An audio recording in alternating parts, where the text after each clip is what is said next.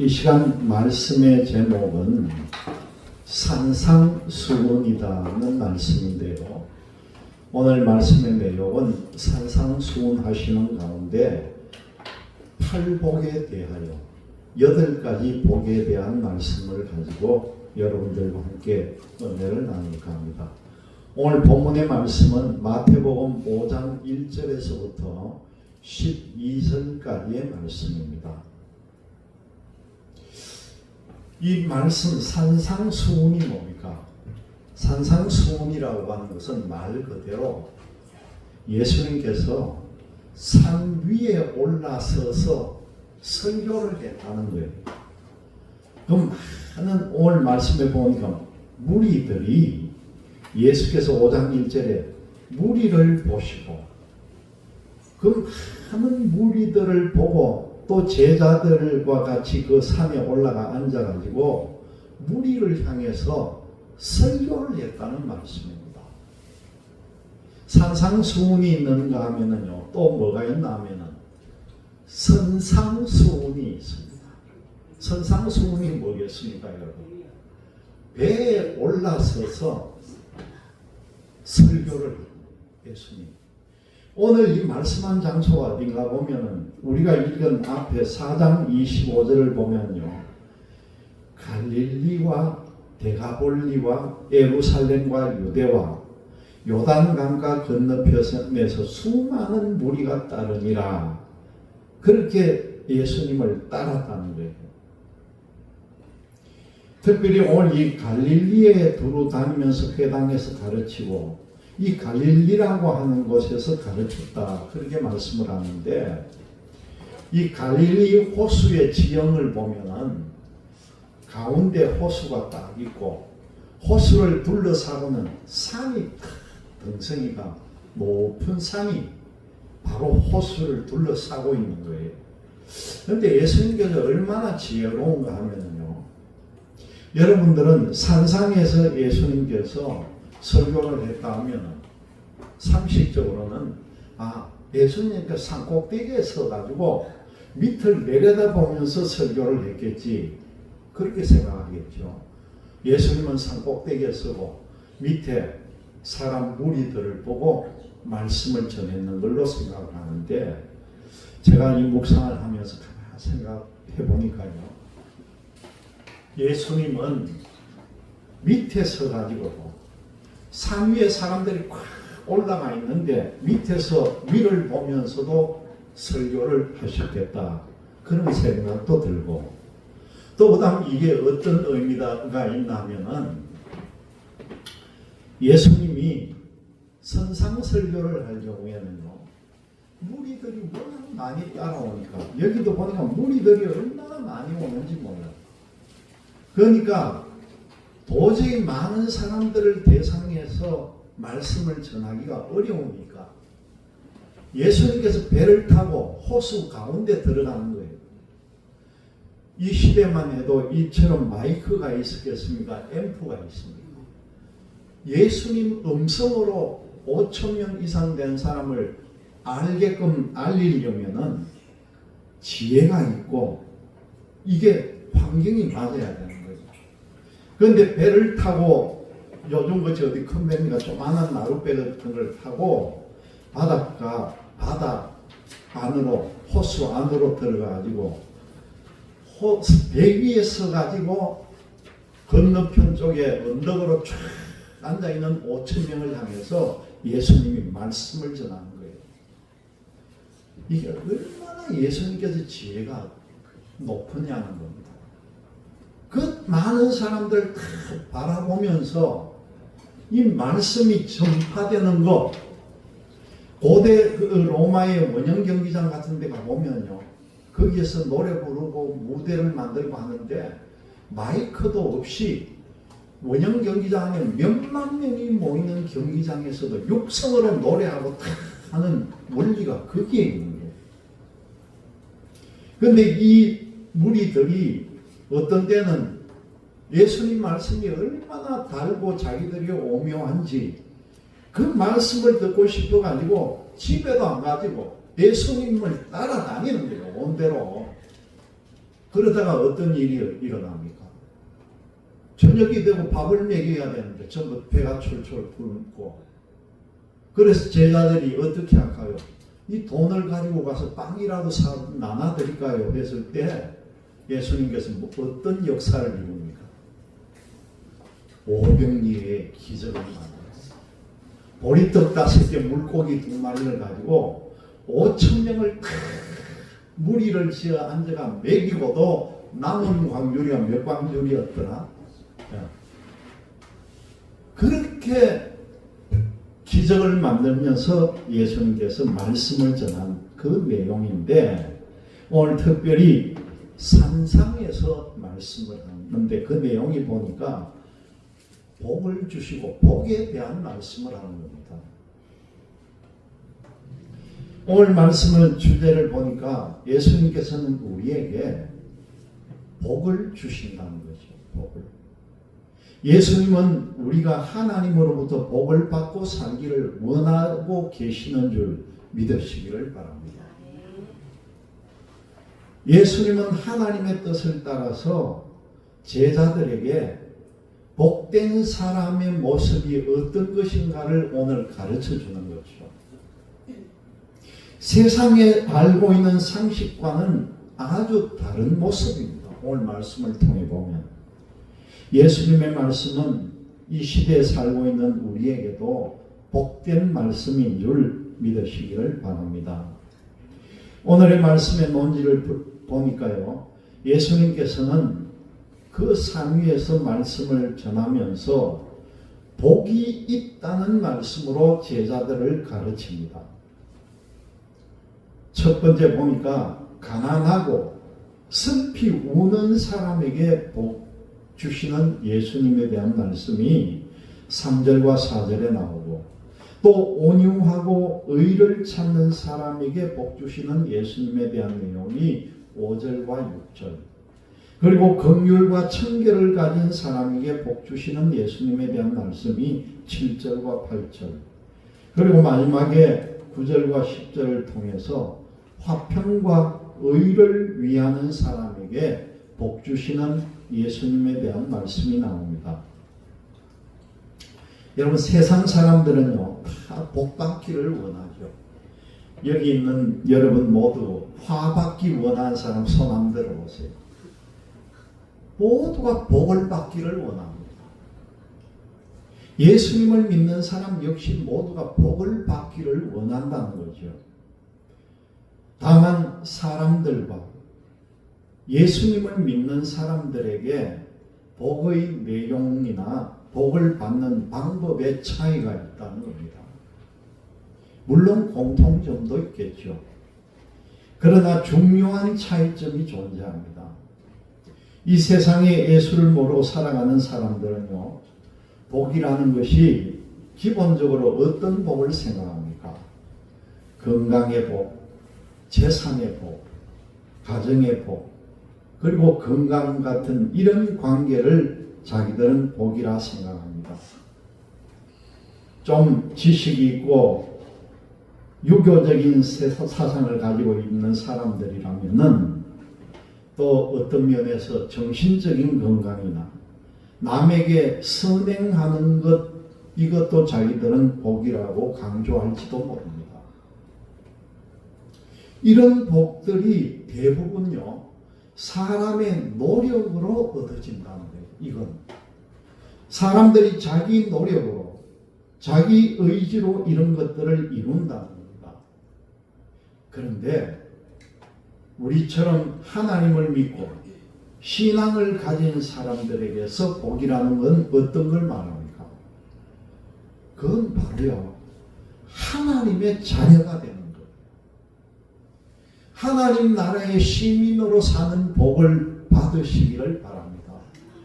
이것보다 큰 복이 없는 거예요. 우리가 하나님의 자녀되고 하나님의 시민 되는 이 복보다 더한 복이 어디 있겠습니까? 우리 신앙인에게서 복은 믿음으로써 구원받고 영원한 천국을 알고 천국을 소망하는 것이 그렇게 중요하다는 겁니다. 우리는 이런 복을 영적인 복이다. 그렇게 말합니다. 그런데 이런 복은요, 사람의 노력으로만 얻어지지 않는다는 거예요. 사람이 아무리 노력을 해도 안 되는 것이 뭡니까? 하나님의 일이라는 거죠. 하나님의 일은요, 하나님의 섭리에 달려 있습니다. 하나님이 복의 기준을 세워주시고 그 복의 내용을 사람에게 알려주시고 복받는 사람의 특징이 어떤가를 우리에게 가르쳐주고 있다는 거예요. 제일 근거되는 말씀이 뭡니까? 시편 1편 1절에서 2절의 말씀을 보면 어떤 말씀이 나옵니까? 복 있는 사람은 악인들의 꾀를 따르지 아니하며 죄인들의 길에 서지 아니하며 오만한 자들의 자리에 앉지 아니하고 오직 여호와의 율법을 즐거워하여 그의 율법을 주야로 묵상하는 도다. 그렇게 말씀합니다. 이 시편에서 이렇게 주신 복이 정말 이런 복은 어떤 복입니까? 하나님이 주셔야 되는 복이라는 거죠. 복 있는 사람은 그 악한 사람들의 꾀를 같이 쫓아가지 않는다. 그리고 나쁜 짓을 하는 죄인들의 길에도 같이 서지 않는다는 거예요. 그리고 오만한 사람들의 자리에도 같이 앉지 않고 어떻게 한다고요? 오직 율법을 즐거워한다. 하나님의 말씀을 즐거워하고 하나님의 말씀을 주야로 묵상한다. 묵상하며 기도하겠죠. 그렇게 살아가는 겁니다.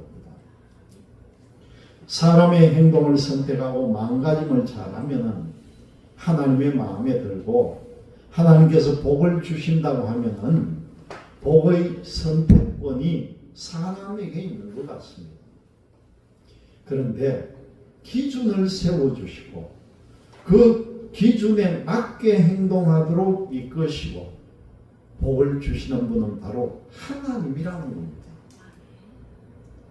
하나님이 우리에게 복을 주신다는 거죠. 우리 예수님도 복이 뭔지 어떤 사람이 복된 사람인지를 오늘 말씀을 통해서 우리에게 가르쳐 줍니다. 이 산상수훈의 팔복이라 불리는 이 말씀은 예수님께서 심령이 가난한 사람이 복되다 그렇게 말씀합니다. 심령이 가난한 사람이 복된데 하나님의 나라가 그들의 것이다 그렇게 오늘 말씀에 나옵니다. 하나님 나라를 소유한 사람이 바로 복된 사람이라는 거죠. 부자로 살기 원하는 세상에서 가난한 사람이 복되다고 하신 이 예수님의 말씀이 여러분 쉽게 이해가 됩니까? 가난한 사람이 복되다. 또 예수님께서 애통해하는 사람이 복되다고 하는 거예요. 애통해하는 사람. 어떻게 우는 사람이 복이 되겠습니까, 여러분? 그런데 예수님은 역설적으로 그렇게 말씀합니다. 가난한 사람이 복이 있고 애통해하는 사람이 복이 있다. 기뻐서 웃고 살아야 하는 세상에서 어떻게 우는 사람이 복이 될 수가 있겠습니까? 이 예수님의 말씀의 의미가 무엇인가를 우리가 알아야 한다는 겁니다. 이것은요, 내 자신을 낮추는 마음, 하나님의 은혜에 배고프고 목마른 사람이 되어야 된다는 거예요. 그게 가난하다는 거예요. 하나님의 은혜에 배가 고프고 목이 마르고 이런 사람이라고 하면은 그 사람을 하나님이 어떻게 생각하겠습니까? 하나님이 그에게 천국 백성이라고 인정하신다면은 그게 바로 복이라는 거죠. 하나님은 그런 사람을 복된 사람이라 불러준다는 겁니다. 하나님의 뜻을 어기는 세상을 보고 안타까워 울고 세상의 회복을 위해서 간구하는 사람을 하나님이 어떻게 보실까? 하나님이 안타까워 우는 사람을 위로해 주실 것이라는 겁니다. 이게 하나님의 위로를 받으면 그게 복이 아니었습니까? 두 번째 보니까 온유하고 의를 찾는 사람에게 복 주시는 예수님에 대한 말씀이 나옵니다. 예수님께서 말씀하시는 복은요, 우리 일반 사람들 생각과는 완전히 다르다는 겁니다. 대부분 자기를 중심으로 해서 복을 생각하는 세상에서 예수님께서 원하시는 복은 차원이 넓고 크다는 거예요. 사람에게 우주와 환경을 생각하게 하고 인류를 생각하게 하고 거기에다가 하나님의 뜻을 구하는 일이 바로 예수님께서 생각하시는 복이라는 겁니다. 그만큼 차원이 높고 크다는 거예요. 예수님은 온유한 사람이 복되다 그렇게 말씀합니다. 각자 저마다 자기를 주장하는 세상에서요, 그냥 잠자코 침묵하는 것처럼 보이면은 그걸 복이라고 할 수가 있겠느냐는 거죠. 그렇지만은 남의 주장을 경청을 하고 또 때가 되었을 때는 부드럽게 하면서도 단호하게 자기 의견을 주장하는 사람이 인격자라고 인정을 할 수가 있을 것이라는 겁니다. 예수님은 온유한 사람이 땅을 기업으로 받을 것이다 그렇게 말씀합니다. 땅을 기업으로 받는다는 거예요. 전쟁을 해서 땅을 정복하거나 자기 조상이 잘 살아서 조상으로부터 많이 물려받거나 아니면 자기가 노력을 해서 부동산을 많이 사가지고 부자가 되었다고 그게 복이 아니라는 거예요. 사람들의 인정을 받을 만큼 온유한 것, 그게 복이라는 겁니다. 예수님께서는 의에 줄이고 목마른 사람에게 복이 있다 그렇게 말씀합니다. 여러분, 배가 고프고 목이 마르면 여러분 견디기가 쉽습니까? 목마르고 배고프면 얼마나 견디기가 어렵겠습니까? 당장에 무엇을 먹어야 살 수가 있고 또 장시간 배고프고 목이 마르면 잠깐 동안도 견디기가 어렵습니다. 당장에 무엇을 먹어야 살 수가 있다는 거죠. 그런데 오랜 시간 배고프고 목이 마르면요, 목숨조차 유지하기가 어렵다는 사실입니다. 그런데 이 말씀 가운데 보니까 의에 줄이고 목마른 것은 무엇을 뜻하는가? 의에 줄이고 목마른 것은 무엇인가? 그것은 바로요, 이 세상에 하나님의 의가 부족함을 알고 하나님의 의가 세상에 드러나기를 원하는 것이라는 겁니다. 예수님께서는 이런 사람에게 배가 부를 것이다 그렇게 말씀하는 거예요. 다시 말씀드리면은 하나님의 의가 땅에 충만하고 이 편만함을 보고 하나님은 만족함을 느낄 것이라는 거죠. 세 번째로 보면은 긍휼과 청결을 가진 사람에게 복 주시는 예수님에 대한 말씀인데, 예수님께서 말씀하시는 복이 무엇인가? 부족함을 느낄 때를 가르칩니다. 사람들은요, 뭔가 넉넉하게 가져야 하고 뭔가 꽉 차고 풍족이 넘칠 때 자신들이 복 받았다, 나는 복이 많다 그렇게 생각을 한다는 거예요. 그런데 예수님께서는 가난하여 울고 배고프고 이런 걸 부족하고 한 걸 복이라고 말씀하는 겁니다. 사실 사람은 무엇인가 부족하면은 겸손이 됩니다.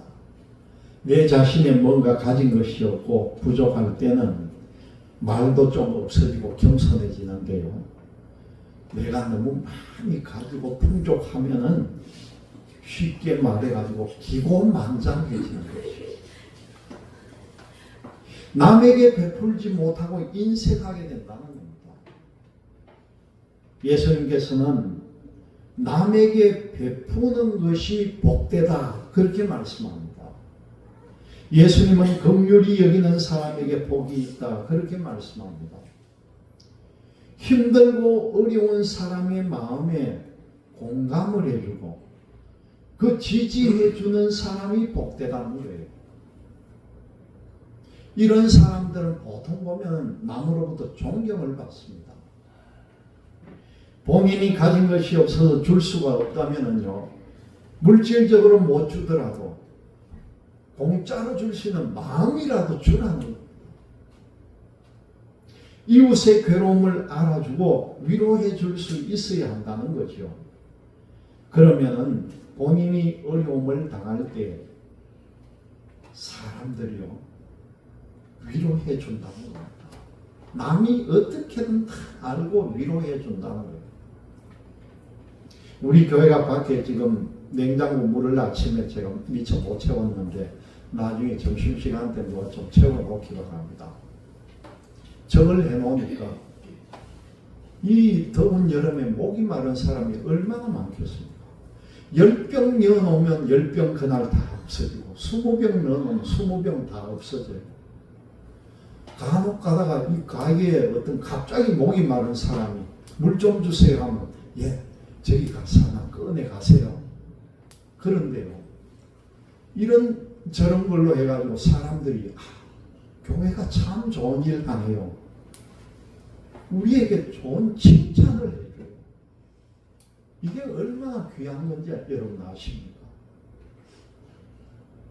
조금이라도 이웃에 뭔가 우리가 도와줄 수 있다면 우리가 최선을 다해 도와줘요.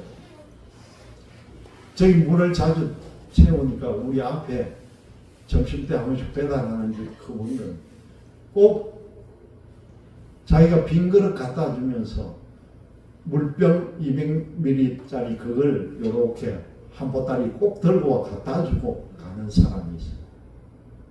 얼마나 이게 서로 교감이 되는 일입니까? 본인이 가진 것이 없어서 줄 수 없다는 마음이라도 주라는 거예요. 이웃의 괴로움을 알아주고 위로해 줄 수가 있어야 한다는 겁니다. 재물이 부족하다고 해서 마음마저 인색하다면요, 그 사람은 재물의 노예로밖에 안 된다는 거예요. 예수님께서는 마음이 청결한 사람에게 복이 있다 그렇게 말씀합니다. 무엇을 하든 순수한 마음으로 사람들을 세우려는 마음으로 하나님의 뜻에 순종하려는 마음을 가진 사람이 되어야 한다는 겁니다. 자기를 드러내려 하고 욕망을 채우려고 한다면 그것은 청결한 게 아니라는 거죠. 예수님께서 마음이 청결한 사람이 하나님을 볼 것이라는 겁니다, 여러분. 하나님은 마음이 깨끗하고 청결한 사람에게 나타나시고 청결한 사람과 교제해 주신다는 걸 여러분들이 믿으시기를 바랍니다. 마지막에 보니까 화평과 의를 위하는 사람에게 복을 주시는 예수님에 대한 말씀인데, 예수님께서 팔복을 말씀하실 때에 이 문장 구조가요 좀 독특합니다. 우리말 성경을 보면은 어떤 상태가 행동을 보고 복이 있다 그렇게 표현을 해놨는데, 그 말씀이 어떤가 하면은 어떤 복의 결과가 그 뒤에 따라오는 내용으로 문장이 되어 있는데요, 원문 성경을 보면은 어떻게 있나 하면은 뒷부분에 나오는 복의 결과를 먼저 예측을 하고 먼저 복이 있다 그렇게 기록을 해 놓습니다. 다시 말씀드리면은 심령이 가난한 사람들에게는 천국이 그들의 것이기 때문에 복이 있다. 원문 성경은 어순이 그렇게 된다는 거예요. 그렇게 읽으면 굉장히 우리가 쉽게 들리죠. 심령이 가난한 사람들에게는 천국이 그들 것이기 때문에 복이 있다. 심령의 가난함에 복을 연결시키지 않고요, 천국을 소유하는 것에 복을 갖다 붙여놓는다는 겁니다. 이 8가지의 복을 말하는 모든 문장의 구조가 그렇게 나와 있습니다. 예수님께서는 화평하게 하는 사람에게 복이 있다, 그렇게 말씀합니다. 갈등과 대립과 다툼이 끊이지 않는 세상에서 사람들을 화평케 한다는 게 쉬운 일이 아니죠. 얼마나 각박한 세상입니까? 그런데요, 화해와 평화를 위해서 노력하는 사람들이 있다는 걸 우리가 알아야 합니다. 이들을 향해서 예수님께서는 이 사람들이 복이 있다, 그렇게 말씀하는 거죠. 왜냐하면 이 사람들이 하나님의 아들이라고 인정을 받는다는 거죠. 그리고 예수님은 또 의를 위하여 박해를 받는 사람에게 복이 있다, 그렇게 말씀합니다. 악한 사람들은 의를 행하는 사람을 싫어하고요, 어떻게든지 의인의 의로운 행동을 해코지하려고 합니다. 심지어는요, 의로움을 행한다면서 생존을 위협하는 사람도 있습니다. 그런데 이런 사람들에게 천국이 그들의 것이라는 이 복된 말씀이 주어졌다는 거예요. 왜 그렇겠습니까? 바로 천국이 의인들에게 허락되었다는 거죠. 천국은 의의 나라이고 의로운 사람에게 허락된 영원한 특권을 가지고 있습니다. 오늘 예수님께서 8가지 이 팔복에 대한 말씀을 하신 이 복은요, 우리가 상상할 수 없는 크고 넓은 깊이가 있는 그 말씀을 깨닫는 그런 시간이 되시기를 주님의 이름으로 기원드립니다. 아멘. 기도.